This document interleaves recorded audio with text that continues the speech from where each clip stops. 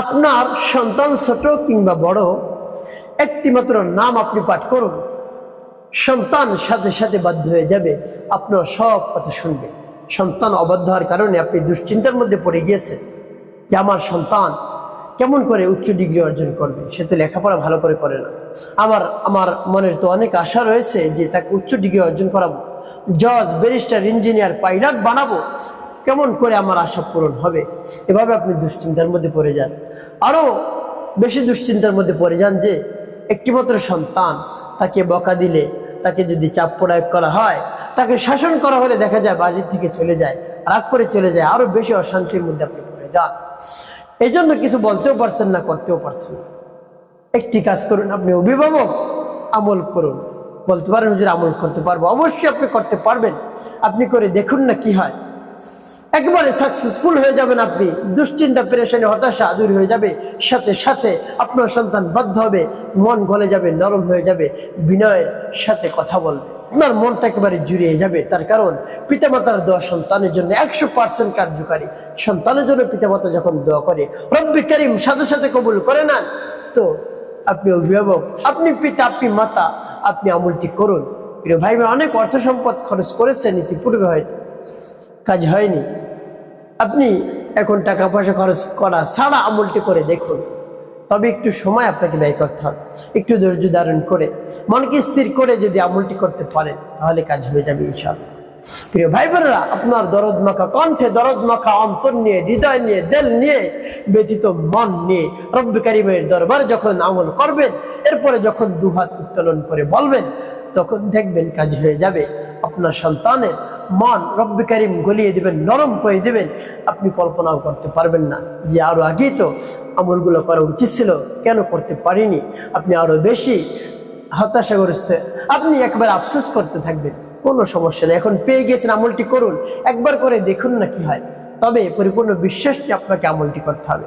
আর যদি আপনার মনের মধ্যে সন্দেহ থাকে, আমলটি করবো, উপকার পাবো কি পাবো, তাহলে উপকৃত হতেও পারে না। তাই পরিপূর্ণ বিশ্বাস এবং আস্থা নিয়ে আমলটি করুন। ফলাফল দেখে আপনি আনন্দ আত্মহারা হয়ে যাবেন।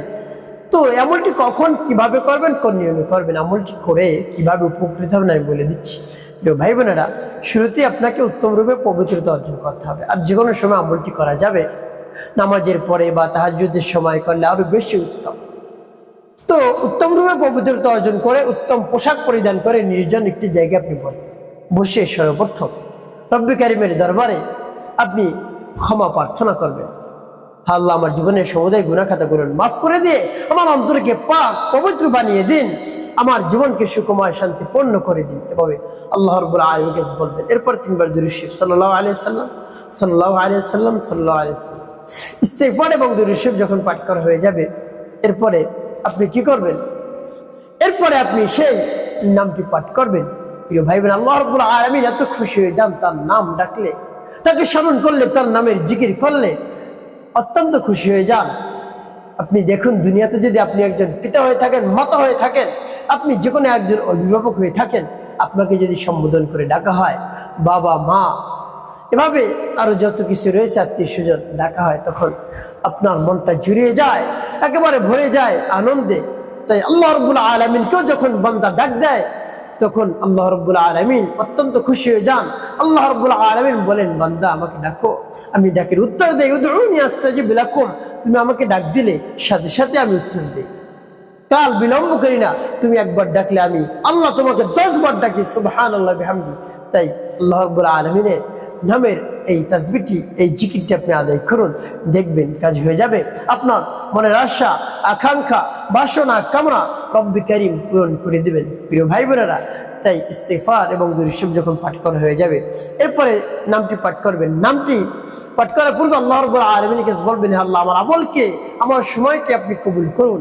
আর যে সমস্যা সমাধানের জন্য আমি আমলটি করছি, সেই সমস্যা আপনি সমাধান করে দিন। এভাবে বলে তারপরে আপনি সেই নামটি পাঠ করবেন। কতবার পাঠ করবেন নামটি কি আমি বলে দিচ্ছি, পরবর্তী কি কি করবেন বলে দিচ্ছি, আগে নামটি বলে নেই। আশ-শাহীদু ইয়া আল্লাহ,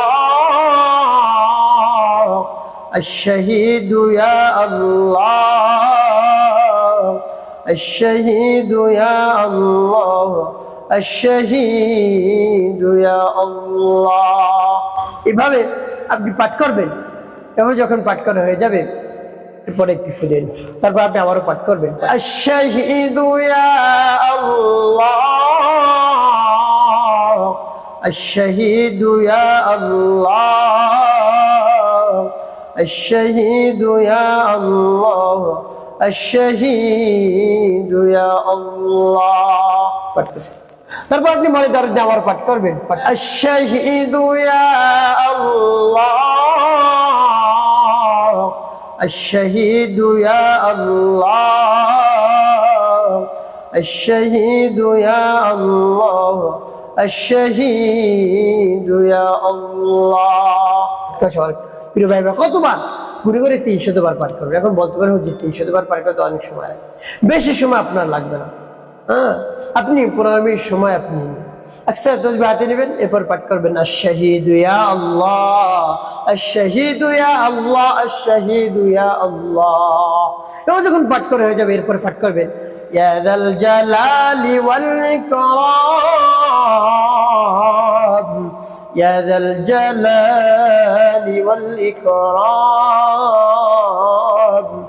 ইয়া যাল জালালি ওয়াল ইকরাম। সর্বশেষে 5 বার দুরূদ ইব্রাহিম পাঠ করুন। আল্লাহুম্মা সাল্লি আলা মুহাম্মাদ ওয়া আলা আলি মুহাম্মাদ কামা সাল্লাইতা আলা ইব্রাহিম ওয়া আলা আলি ইব্রাহিম ইন্নাকা হামিদুম মাজিদ। আল্লাহুম্মা বারিক আলা মুহাম্মাদ ওয়া আলা আলি মুহাম্মাদ কামা বারাকতা আলা ইব্রাহিম ওয়া আলা আলি ইব্রাহিম ইন্নাকা হামিদুম মাজিদ। اللهم صل على محمد وعلى ال محمد كما صليت على ابراهيم وعلى ال ابراهيم انك حميد مجيد. اللهم بارك على محمد وعلى ال محمد كما باركت على ابراهيم وعلى ال ابراهيم انك حميد مجيد. اللهم صل على محمد وعلى ال محمد كما صليت على ابراهيم وعلى ال ابراهيم انك حميد مجيد. اللهم بارك على محمد وعلى ال محمد كما باركت على ابراهيم وعلى ال ابراهيم انك حميد مجيد.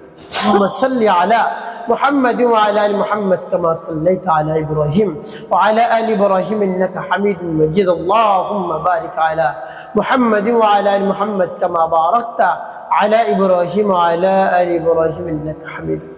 তুমি যখন দুই দিনের পাঠ করা যাবে একটু ফিরে প্রিয় ভাই বোনেরা, আপনার আমলটি করা শেষ, ওই স্থানে বসে রব্বুল কারীমের দরবারে হাত উত্তোলন করবেন, ফরিয়াদ করবেন, হে আল্লাহ, আপনি হলেন আমাদের খালিক, আমাদের মালিক, আমাদের হায়াত দাতা, জীবন দাতা, রিজিক দাতা, সব কিছু আপনি দিয়ে থাকেন। তো আমার এই সমস্যা সমাধান করুন। আমার সন্তানটা অবাধ্য, আপনি বাধ্য করে দিন।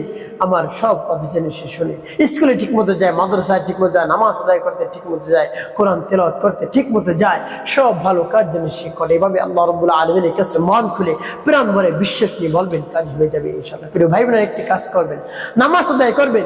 ইতিপূর্বে যদি আপনি নামাজ আদায় করে নাও থাকেন, আজকে থেকে নামাজ আপনি শুরু করে দিন। জীবনে কখনো আপনি নামাজ ছাড়বেন না, মিথ্যা কথা বলবেন না, মানুষের অকল্যাণে কাজ করবেন না, মানুষের ক্ষতি করবেন না। তাহলে আপনার জীবন হবে সুখময় এবং শান্তিপূর্ণ।